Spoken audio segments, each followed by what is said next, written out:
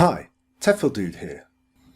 I'm going to start with Adobe PDF Reader, both the DC version and the 11 version, which is the earlier version. Then we will look at PDF Exchange Viewer, of which there is the possibility of having a portable version for use on computers where you do not have administration rights to install it. Finally, I'm going to show you PDF Annotator, which has the additional value for students and teachers who are still studying to aid in the process of highlighting and organizing specific parts of books when doing research. So let's now turn to Adobe DC, and following that I will give a small mention to the earlier version of Adobe Acrobat 11, which some of you may still find installed on the computers where you work.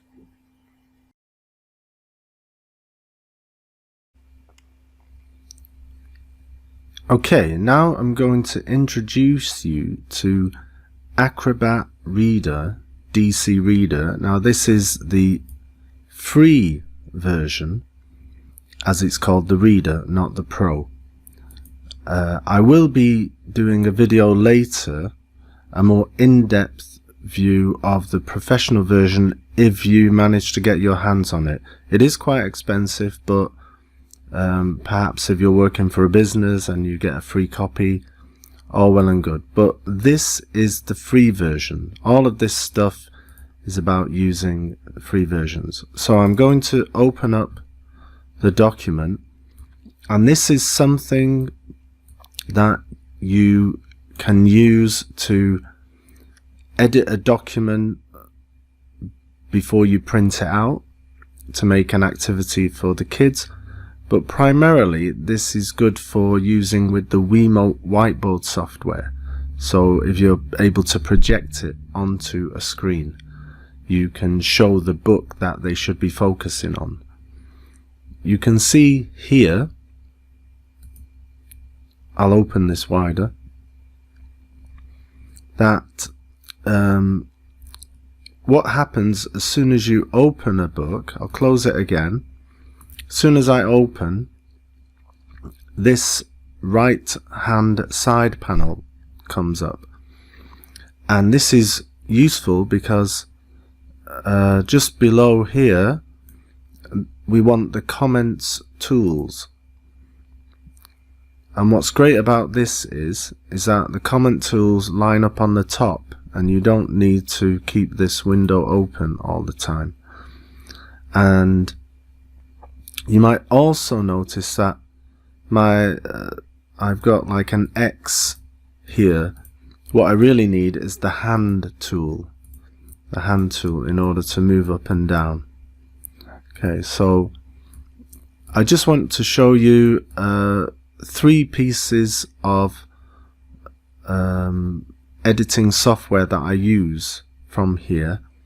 First thing I'll do is click on this and expand the drawing tools and push that away. And the pen is the most useful tool here, and with it you can circle certain areas. If it seems a bit thin, you can simply make it thicker by moving this icon, and you can draw arrows, etc. You can also change the color if you want to change it to blue. And with the pen, I'm not writing with the pen, I'm writing with a mouse, but on a whiteboard you can obviously use the pen and change the color. Okay, so this is one of the pieces of software I like. The next is the text tool, the text box tool, and this is great for hiding certain information. Like if I want to do a quiz on this, I can hide the word. Just move that away. However, it's come back to the hand, so what I do is click on the box and click on this pin. You can see it's gone blue, which means I now can block all of the words that have food in them. And I can make a little quiz and say, okay, what is number 4, what is number 5, and see if the children can guess. I'll keep on making squares until I move back to the hand tool. And now I can just simply move away. What is number 2? Yes, it's a pie. How do you spell it? That's how you spell it. Now, just before we move away from this tool, I just want you to note where its properties are and the value of using them. So, as well as making a square with a red rectangle, you may wish to, this is highlighting the text you can write within the box. This isn't what I'm talking about. Let's just get rid of that text. If I go back to the hand tool, I can click on the box and then right click and go to properties. And now what I can do is remove the border, and what you'll end up with is this white square. However, you must remember to make it default, because if I use another square, the red border comes back. So I'll go back to the hand tool, right click on the properties. You can see the styles come back with the border. I'll put no border and say make this the default properties. So now whenever I make the square, there will be nothing surrounding it. So if I wish, I can blank out certain areas. This is particularly useful for when, let's say I wish to print this page, but I don't want to print everything. I don't want to waste ink on this blue. You can simply just use a big white square, and then I can print the area you see. If I just wanted to print this bottom area, I could always just blank out everything else and then just print these items, saving lots of ink, which is good for the environment, as we all know. Before we move on to my final favorite tool, the text box tool, I'd like you to just take note of this highlighter effect, where you can highlight particular words if you have already made a text recognition of the PDF.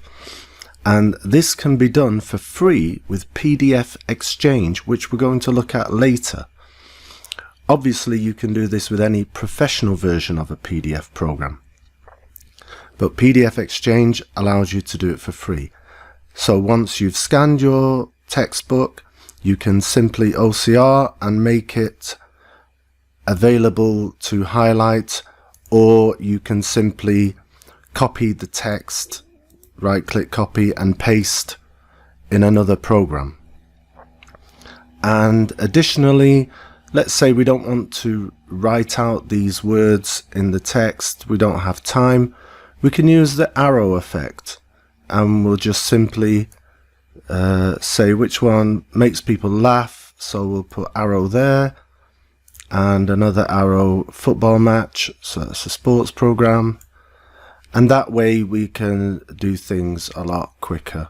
Also, you have this underlining ability, you have the square if you want to pay attention to certain things, and you can play with these at your leisure. And the other tool which can be useful when, for instance, let's go further down, and here we may be looking at a text and we can get the kids to type on it. I have a portable keyboard with a USB that I can stick into the computer, and then I can give the students the keyboard to write on. So I can make this larger and move it with my hand, and then I can ask them to write, okay, what is this? Has got blue eyes, she, and then I click on the text tool. Up comes the text. You can actually make it as large as 24. You can change the color to blue. You can even change the writing style to a nice one that resembles handwriting. I think it's the Sagoa script. There it is. So we can write she.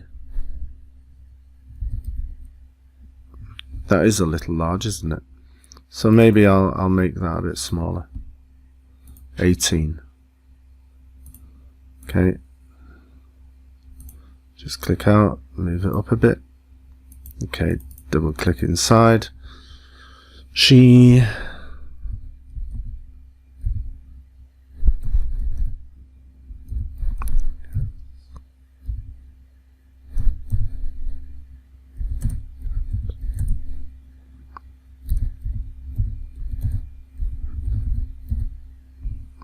She hasn't got blue eyes. And there you can see the students can write the answer, and everyone else can check the answer to make sure they have got it right. So that's the text tool. That's about all for the tools. So like I said, when you first open the document, it pops out, which is great because then it means you can access the toolbar by going to the comments.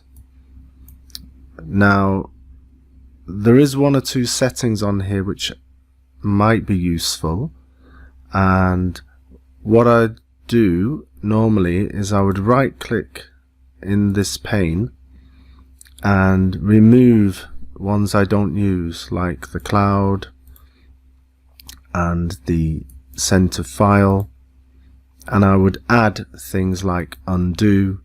So if I wanted to undo this, which I've just done, I can click undo, and you can see it undoes everything, which is quite cool, especially if you're using a pen on the board. I would also click on snapshot, which is great if you want to copy a picture, an area, and you could put that into Word now. It goes to the clipboard and you can paste that somewhere else. A useful tool to have. Also useful is the 2-page scrolling and the 2-page view.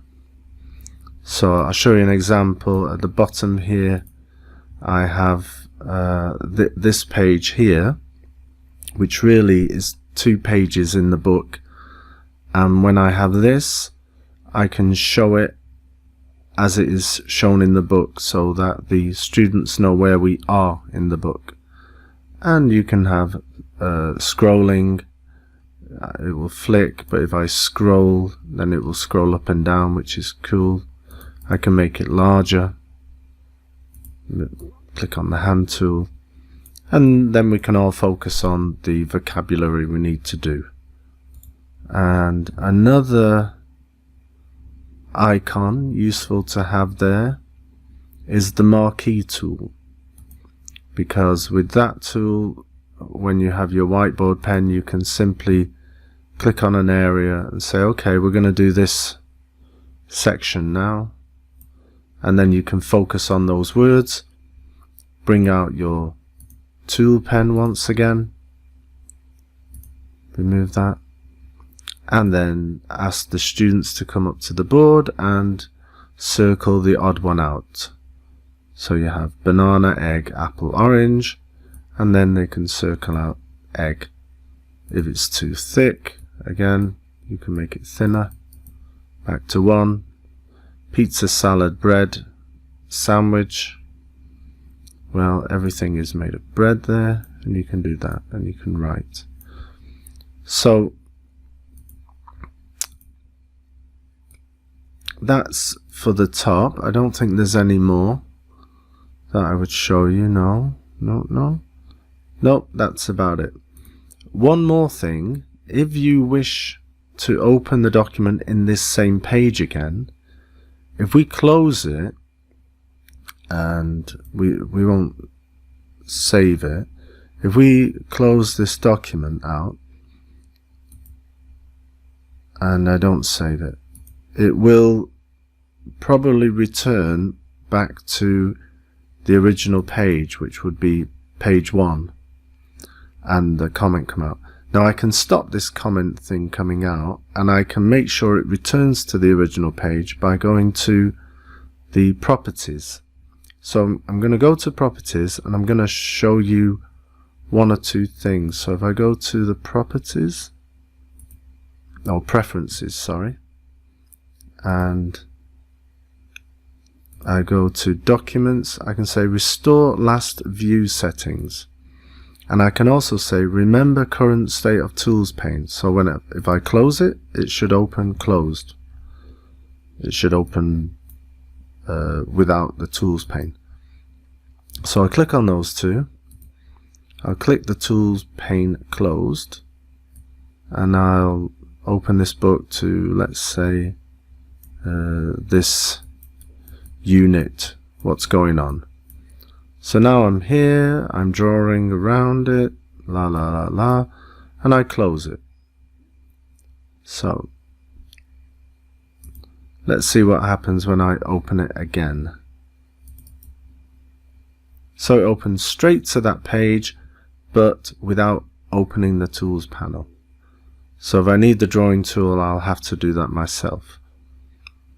One more thing, which is just a personal preference, and that is if you open two documents. So say if I open another document on here, I'll just move out of the way. Let's say I open this document. You'll notice that the two pages are together here, and I much prefer them to be two separate pages here, instead of having to use my pen to mouse over and click. I much prefer it if they were here rather than here. And one way to do that is just to go to the preferences, go to page display, go to general, and here it says open document as a new tab in the same window, and I don't want that to happen. I want it to open in a new window, not the same window. So I can unclick that. I have to make sure I say OK and close both documents. Always close tabs, close all tabs. So now when I open this document, it's in the top area has gone. Remember, there used to be a big tab sticking there, and I'll open the second document, and you can see it's opened in its own window and its own tab. So now I can jump between the two documents, which might make it easier for you to navigate when you're trying to change activities within the classroom. So I can have this one focused on the vocab, and then jump here and focus on a different particular vocab. I think that's about all for now. So now, as promised, let's move over to the older version, which is called Adobe Acrobat 11.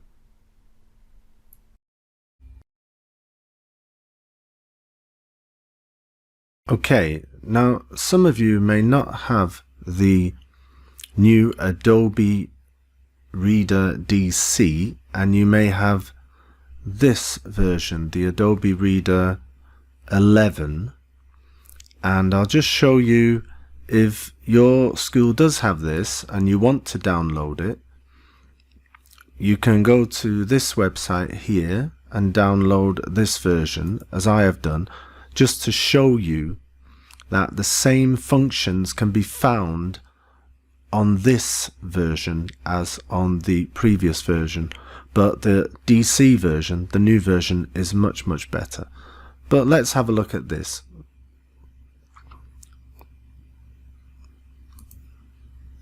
So I'm going to open this now. So here's a PDF, and as you can see, it's a little different. The other one is very white. This is kind of grey. However, the comment tools are all here on the right hand side.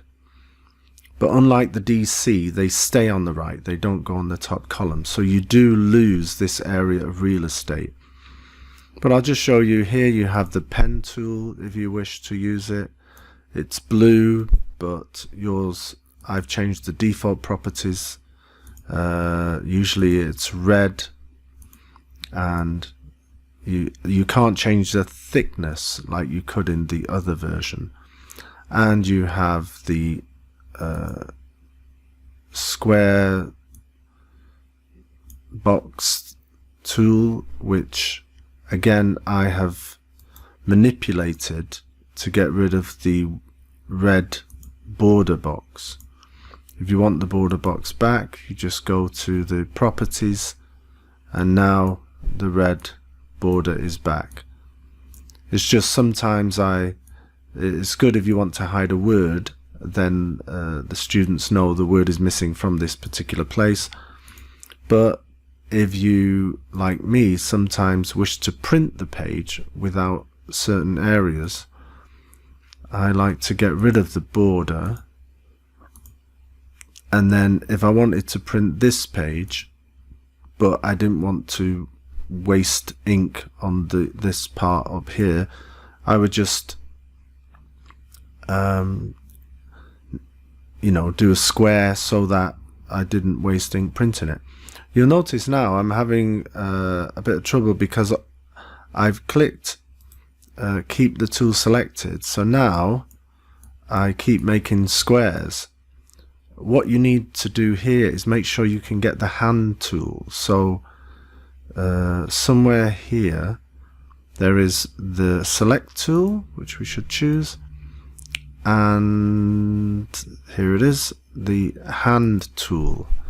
So that means if I want to stop making squares, I can just click on the hand tool, and now I can click on the squares and move them around if I wish, or resize them. So just like the other version, you have all the tools. You have the arrow here, and you have the text box if you wish to write a text. Here, remember, you can only, the maximum size you can get is 24. You can change the color to blue or green or red, and you can type to your heart's content. So that's just a short video to show you where to find the similar functions from the Acrobat DC on this Acrobat 11. Okay, so that's all for today. Remember, you can find all the links to each video below. Just click on the Show More button and check the information. Please remember to subscribe to my channel and give it a like. See you on the next video.